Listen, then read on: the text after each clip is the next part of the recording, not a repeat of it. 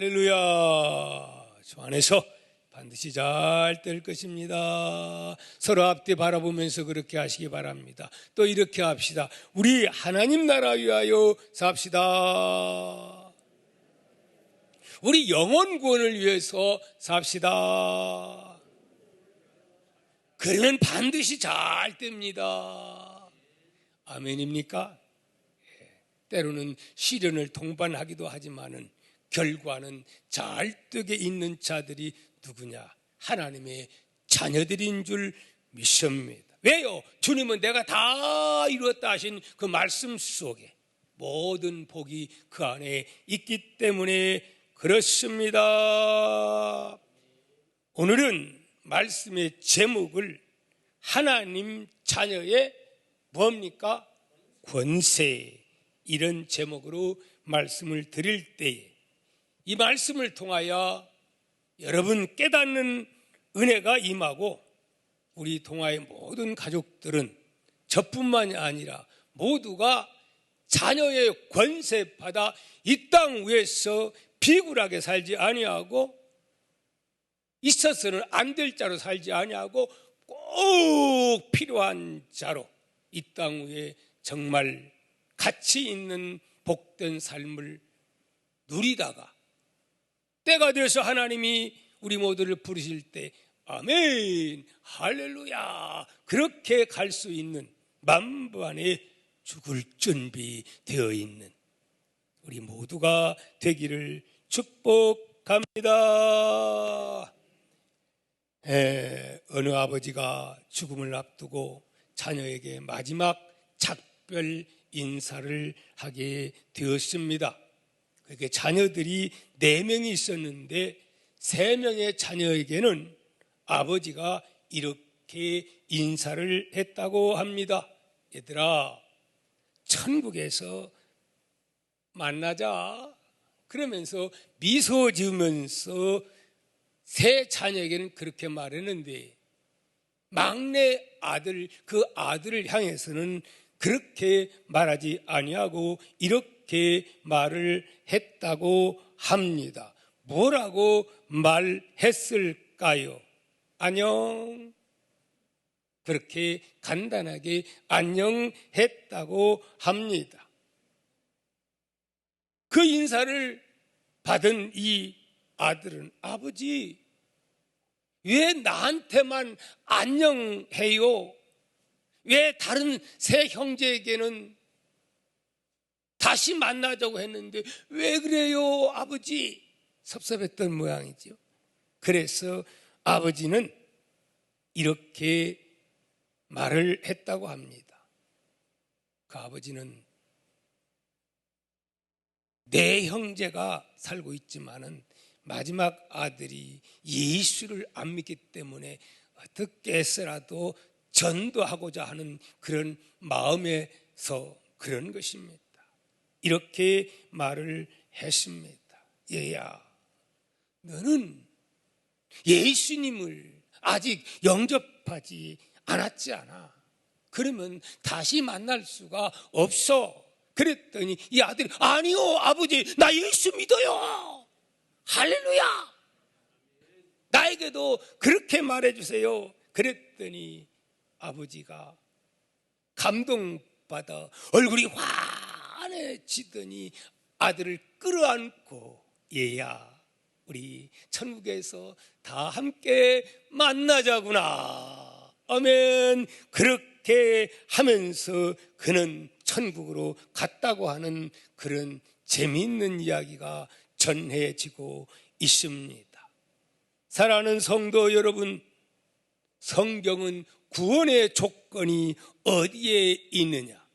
사람이 잘났느냐, 못났느냐, 많이 배우느냐, 열심히 노력하고 저 훌륭한 일을 많이 했느냐, 이것을 구원의 조건으로 삼지 아니하시고 무엇을 구원의 조건으로 하나님은 삼으실까요?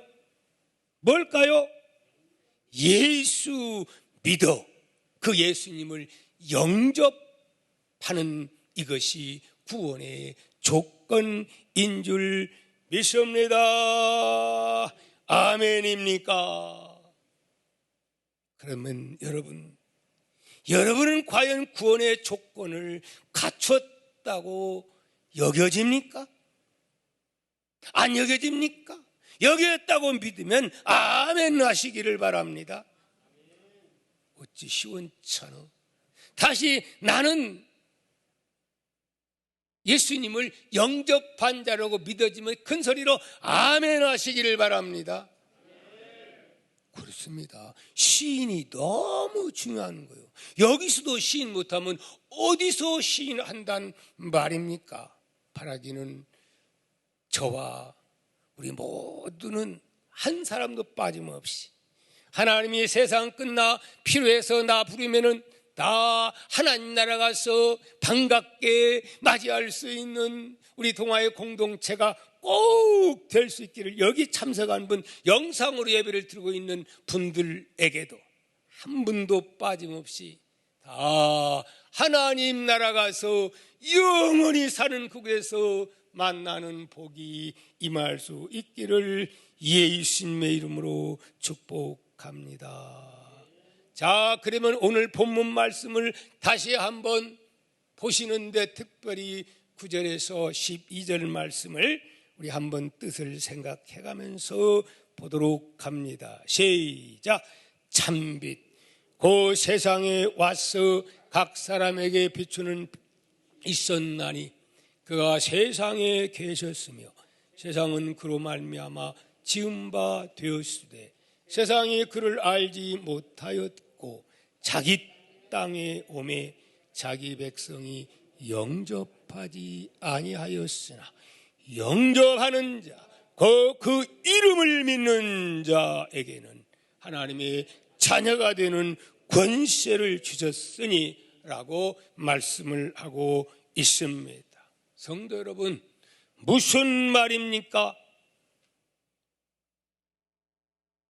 예수님이 오시기 전에 약 400여 년 전을 가리켜서 어떤 시대라 말하냐면 암흑기, 말씀이 없었던 그런 시대라 그렇게 말을 하고 있습니다. 그렇기 때문에 바로 예수님이 출현하고 세례 요한이 출현했을 때는 죄악이 아주 칠흑처럼 세상이 어둡고 컴컴하고 죄악이 무르익었던 그런 시대였습니다. 한마디로 말한다면 신앙이라고 하지만 하나님 믿는다고 하지만은 누구의 지배하에 들어갔어요? 사탄의 지배하에 들은 그러한 상황 가운데 완전히 어둠에 짓눌려 있는 그런 시대였다 하는 말씀입니다. 그렇기에 때가 돼서 하나님은 예수님을 이 땅에 무엇으로 생명의 빛으로 계시다가 이 땅에 생명의 빛으로 사람의 몸을 입고 이 땅에 오신 날이 무슨 날이죠? 곧 성탄절인 줄 믿습니다.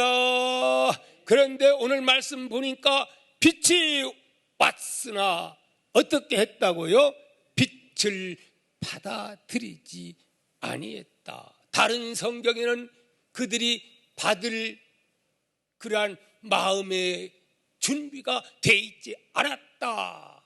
그렇게 말씀을 거부한다. 그렇게 말씀하고 있는 내용들이 참 많습니다. 여러분, 메시아가 자기 백성, 자기 땅에 왔음에도 불구하고 왜 그들은 그 메시아를 거부하였을까요? 사실은 다 거부한 것은 아니지요. 왜냐하면 자기 땅에 자기 백성 가운데 누가 나옵니까? 12사도가 로마에서 나온 게 아니고 대한민국에서 나온 게 아니고 바로 이스라엘 나라에서 12사도가 탄생되고 또 120문도가 탄생되고 그 다음에 또 500문도 역시 이스라엘 사람들 가운데 있었습니다.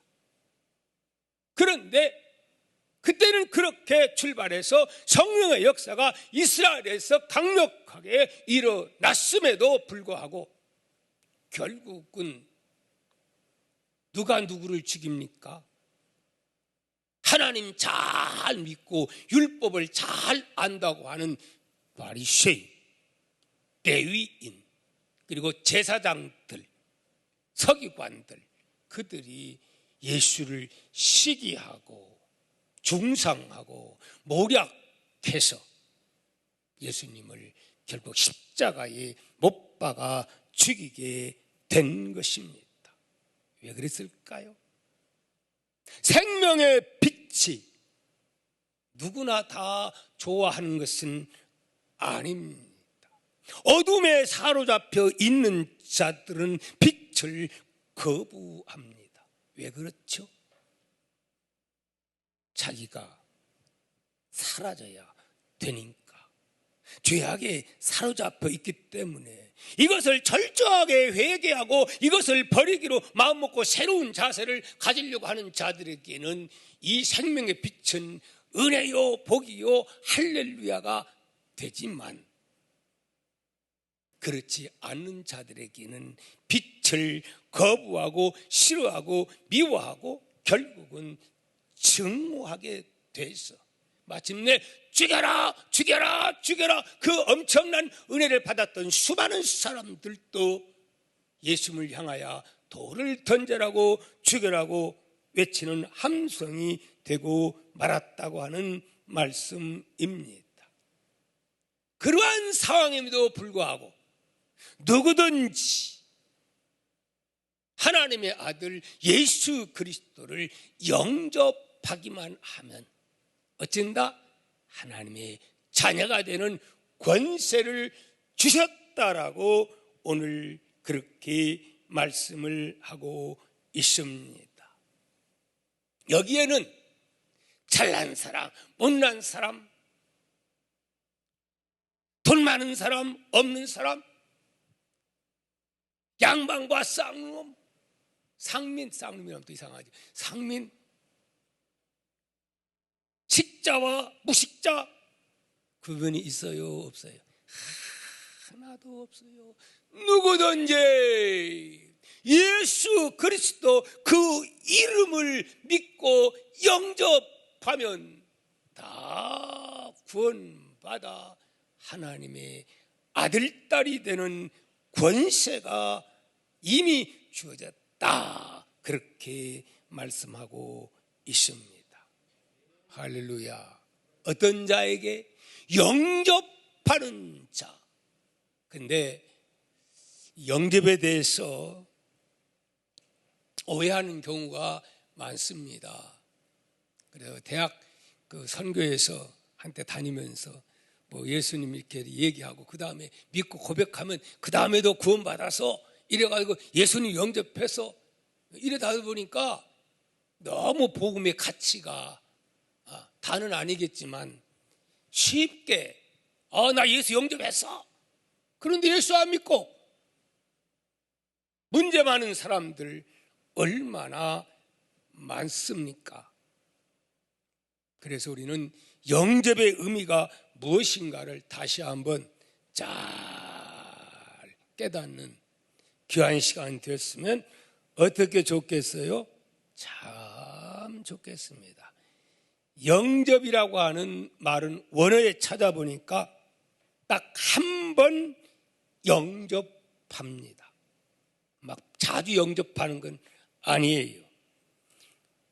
마치 신부가 신랑을 맞이하기 위하여 신랑이 오는 길을 깨끗이 치워놓고 필요 없는 물건들을 다 정리하고 향품 뿌리고 신랑을 맞이하듯이 그런 준비된 마음으로 예수님이 요한계시록에는 내 마음의 문을 놓고 할 때에 아멘 하고 그렇게 신부가 신랑을 맞이하듯이 그렇게 환영하는 것이 곧 영접이라, 그렇게 정의를 하고 있습니다.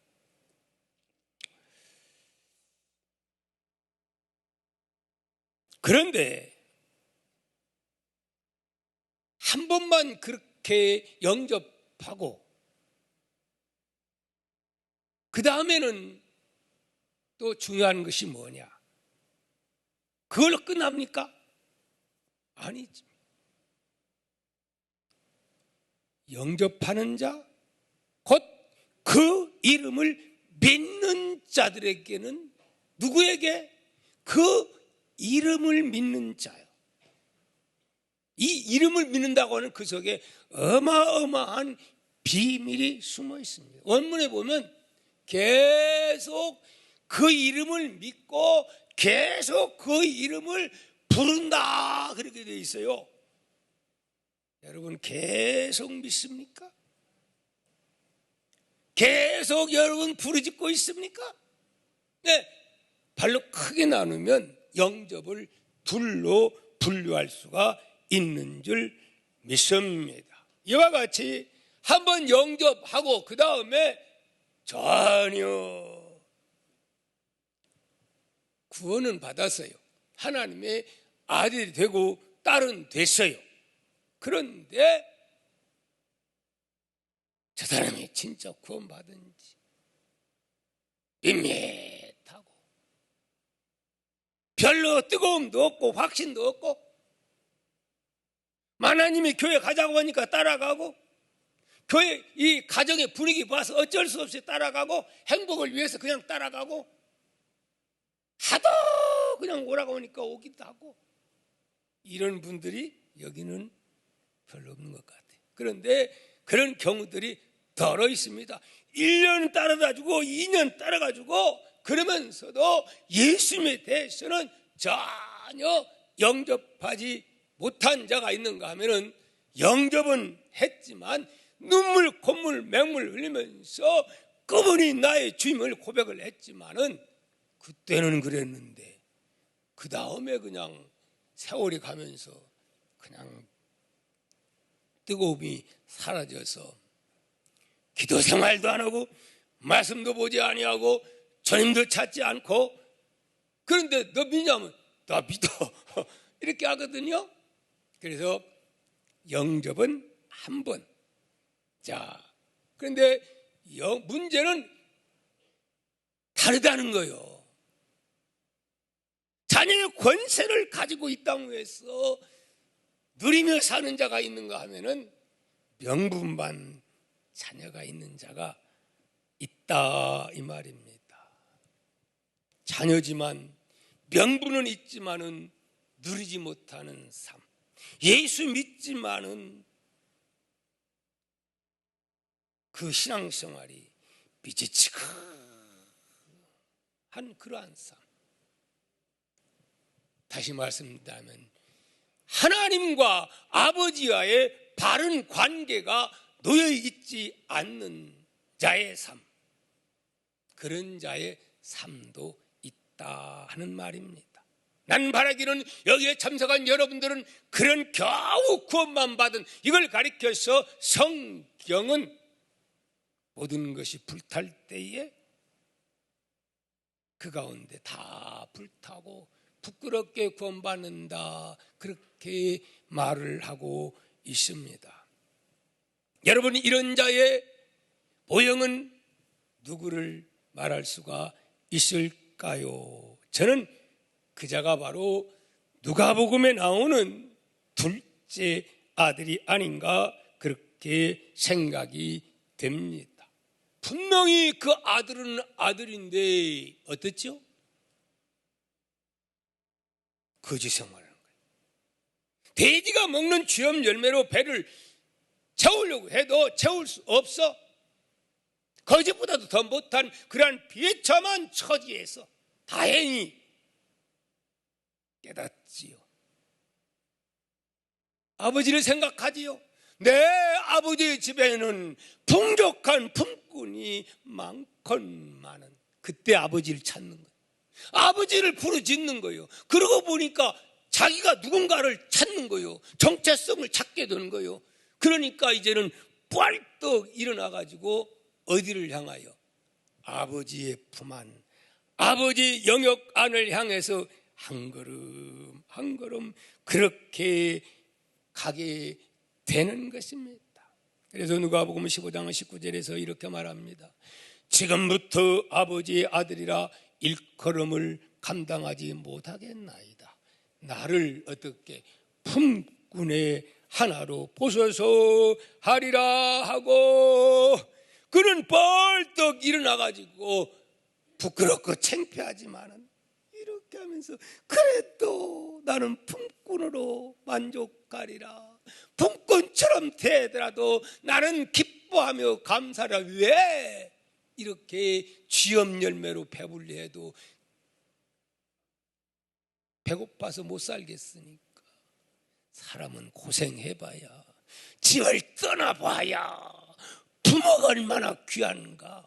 아버지의 품을 떠나가지고 한번 이렇게 겪어보면 은혜 안에 아버지 안에 그 좋은 이름, 능력 있는 예수 그리스도의 이름을 부른다는 것이 얼마나 행복자인가를 깨닫게 될 줄 믿습니다.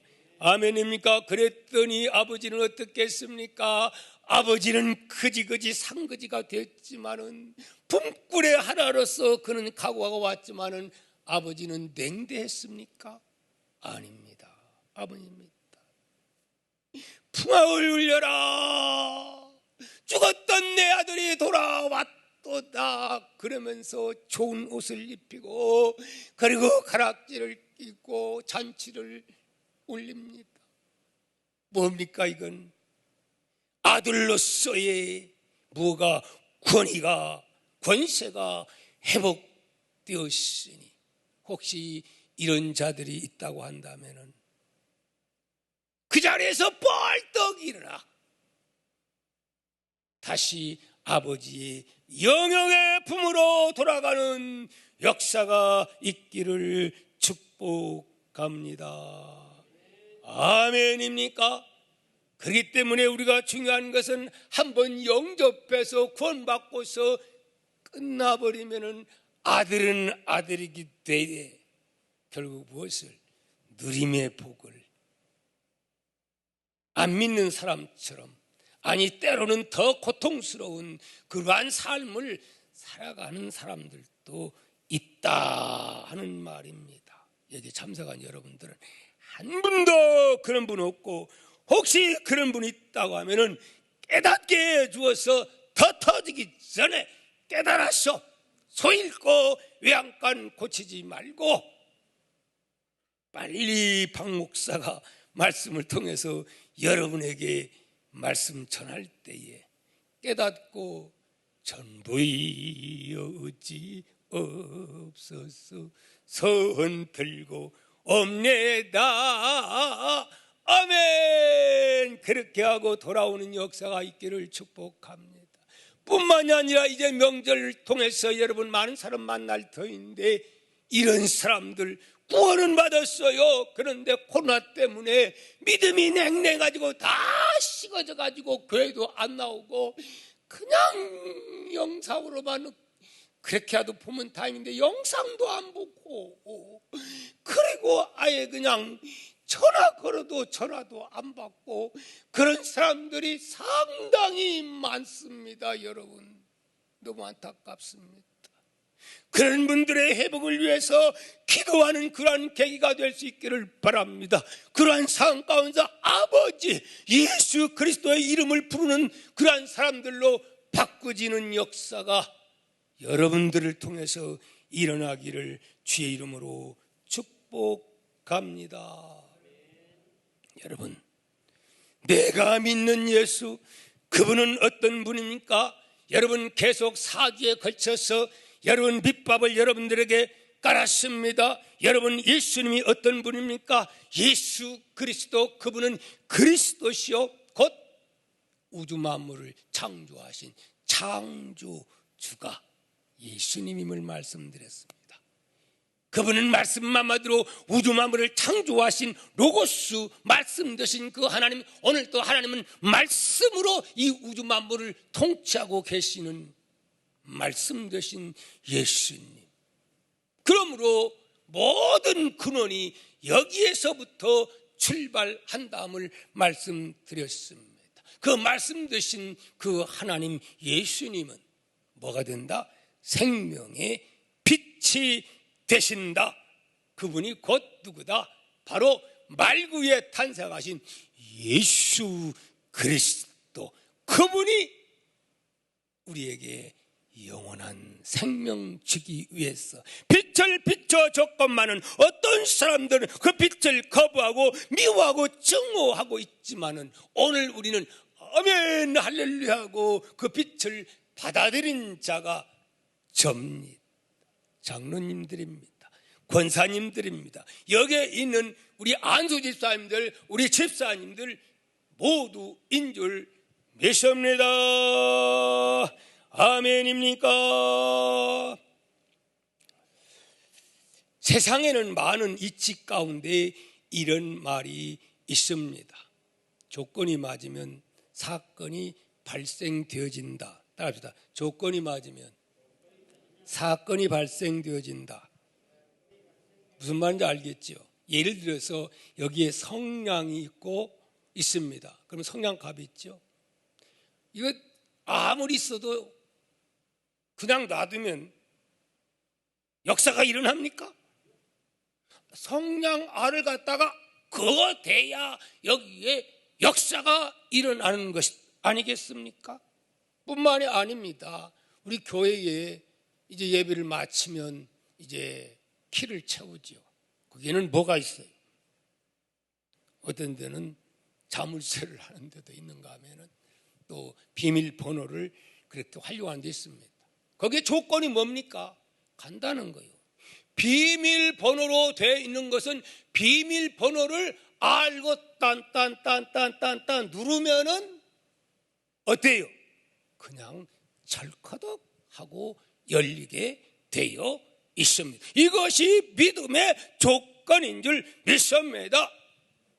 하나님의 자녀가 되고 영원한 하나님 나라의 그 문을 여는 키가 어디에 있을까요? 어디? 요한복음 3장 몇 절입니까? 16절. 제자 하나님이 세상을 이처럼 사랑하사 독생자를 주셨으니 이는 저를 어떻게 믿는 자마다 어떻게 하고 멸망치 않고 영생을 얻으리라. 아멘. 뭐하는 것? 예수님이 나 위하여 이 땅에 오셨고 예수님이 나 위하여 십자가에 못 박혀 죽으셨고 예수님이 박 목사 위하여 여러분의 시작 나 위하여 부활하셨고 예수님은 나 위하여 성철하시고 나 위하여 성령을 어떻게 보내셔서 오늘 또 구속사역을 계속해서 이뤄나가시는 우리 하나님이심을 우리는 믿는 자들인 줄 믿습니다. 나 위하지 않고요 우리 시어머니 위하여가 아니고 우리 딸 위하여가 아니고 아니 나와 연관되지 아니하면 아무런 상관이 없어요. 나와 인격적인 깊은 관계가 맺어져야 그래야 여러분의 이름이 하나님 나라 생명책에 기록된다 하는 말씀입니다. 그러므로 중요한 것은 예수의 이름의 비밀 말씀드린 바와 같이 그래서 예수의 이름 속에 능력이 기적이 역사가 구원이 주어지게 되는 것입니다.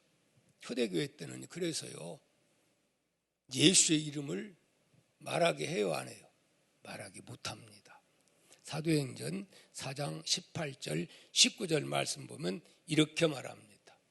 그들을 불러 경고하여 도무지 예수의 이름으로 말하지도 말고 가르치지도 말라.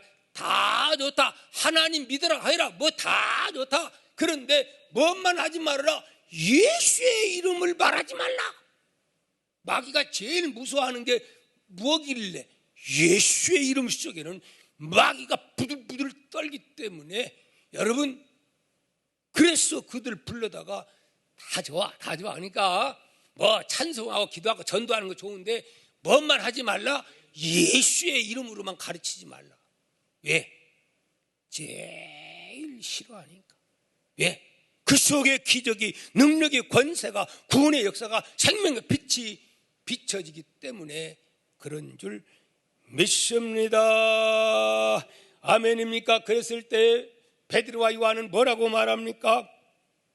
베드로와 요한이 대답하여 이르되 하나님 앞에서 너희 말을 듣는 것이 하나님의 말씀을 듣는 것보다 옳은가? 뭐해라? 판단해라. 그러면서 셀끈 두드려 맞고 그 다음날 가서 또 외치는 거예요. 세상 권세 두려워요? 하나도 안 두려운 거예요. 너 그래? 열받으면 나 잡아 죽여? 나는 내가 왜 예수 믿는 줄 알아? 옛날 내가 아니야. 옛날 베드로가 아니야. 겁쟁이 베드로가 아니야. 조금 더 두렵지 않아. 그러니까 나 순교 제물이 되고 싶어. 그런 자세를 가지고 복음을 전파했다 한 말입니다. 그랬을 때 귀신이 떠나가고 안전병이가 일어나고 소경이 눈을 뜨고 놀라운 일들이 일어났기 때문에 오늘날 복음이 전 세계에 무식했던 그들을 통해서 전파된 줄 믿습니다. 분명코 예수 이름 속에 이러한 기적이 능력이 있음을 여러분 믿으시기를 바랍니다. 하나님의 자녀가 되면 반드시 자녀의 권세가 있음을 믿으시기를 바랍니다. 오늘날 이 세상에서도 왕의 아들들은 권세가 있지요. 돈 많은 회장님들의 아들도 갑질해서 문제지 그렇지 않으면 권세가 있지요. 그래요, 안 그래요? 내 부모가 그만큼 돈도 있고 명예도 있고 권력도 있으면 자동적으로 자식에게는 똑같지는 않지만은 자녀의 권세가 있게 되는 것입니다. 이런 일화가 있습니다. 여러분이 잘 아는 록펠러를 하는 분이 세계에서 가장 부자로 살았던 분 아닙니까? 많은 대학을 세우고 많은 교회를 세우고 또 많은 선한 사업을 많이 했던 분인데 그분 생활은 참 검소하게 살았다고 합니다. 한 번은 숙박을 하기 위해서 호텔에 들어갔지요. 직원들이 이분이 록펠러 회장님인 줄 알고 그냥 사단도 오셔서 굽신굽신 하면서 어떤 방으로 보실까요? 했더니 이분이 하는 말, 여기서 가장 비싼 건 얼마고 싼 건 얼마요? 그렇게 물었더니 그때 당시에 가장 비싼 것은 5,000달러이고요. 지금으로 뭐 다르지만 대강에 가서 한 500만 원 정도 되고 그때 당시로.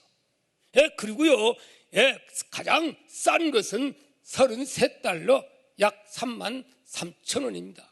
그렇게 큰 호텔입니다. 그랬더니 그러면 저 제일 좀 안 좋은 것 얼마짜리? 3,300달러. 아니 33달러. 33달러. 그걸 원하더라는 거예요. 그러니까 깜짝 놀라가지고 아니 회장님 그거 모르시는군요. 회장님 아들이요 이 호텔에 머물렀거든요. 적어도 회장님 아들은요 여기에 5,000달러 거기 최고에 머무르기는데 같은 수준으로 해야죠. 그랬더니 우리 아들이 여기 있다고 껄껄 웃더니 이런 말을 했다고 합니다. 신경 쓰지 마세요. 내 아들이야 최고 갑부 아버지를 둔 녀석이니까 비싼 방을 쓰는 건 당연하지요. 나야 가난뱅이 아버지를 둔 사람이니 33달러 방 쓰는 것도 황공하지요. 왜? 옛날에 아버지가 가난했었기 때문에 그렇게 말을 했다고 하는 이야기가 전해지고 있습니다. 무슨 말입니까? 자녀에게는 권세가 있다 하는 그러한 이야기입니다. 여러분, 참 안타까운 것은 얼마 전에 그 방송, 그 뉴스 들었어요. 대도 조세영이 점도둑질하다가 붙잡히다. 정말 창피하게 그지없어요. 왜? 그 사람이 1982년도 구속돼 가지고 15년 동안 수감 생활했습니다. 근데 그 사람의 소문이 어떻게 나냐? 대도라. 왜 대도라고 난지 압니까? 털기를 아주 부잣집 큰 집만 털어가지고 한미천 잡으면 돈을 갖다가 가난한 집에다가 봉투다 돈 넣어가지고 누구처럼 홍길동처럼 그러고 이렇게 이게 주고 다닌 거예요. 그러니까 대도라 그랬어요. 근데 그 사람이 15년 형을 살고 나오더니 갑자기 그냥 기도하고 막 열심히 뜨거워지고 무슨 선교회를 조직하고 그러더니 막 한국교회 간증한다고 했었고 그러더니 선교회 조직해가지고 야 대도가 감옥에서 예수 막 믿고 예수님 영접하고 바꿔줬구나 해서 한때 상당히 관심이 대상이 되었는데 아니 글쎄 일본으로 선교하러 가가지고 담 넘어가지고 그때 다 선교비 막 대줬습니다. 담 넘어가다가 걸려가지고 감옥에 갔다네요. 글쎄. 그 후로 계속 몇 차례나 10차례나 그렇게 하더니 지난해 12월 달에 출소한 지 얼마 안 됐다가 겨우 이제 2년 되자마자 또 엊그저께 2일에 또 대도가 점도둑질하다가 80살 누구가 되는데도 그 버릇을 버리지 못해. 그런데 신문에 보니까 그거 써먹을까요? 안 써먹을까요? 예수 믿고 영접한 그래가지고 선교사까지 했던 사람이라고. 그 사람이 영접한 사람입니까? 예수 그리스도를 바로 영접하면 그럴 수가 없는 겁니다. 예수 이용하기 위해서 예수 이름을 도적질하는 그러한 행위가 아니고 무엇이겠습니까? 그런 사람들이 있을까요? 없을까요? 교회마다 뀨뀨하면서 그런 사람 많아요. 저도 그런 사람들 많이 만납니다. 그럴싸하게 옷 입고 와가지고 멋지게 옷 입고 와가지고 그런 사람한테는 몇 푼 내가지고는 어림도 없어. 적어도 10만 원, 20만 원 그렇지 않으면 막 늘어지려고 그래. 최소한 4, 5만 원은.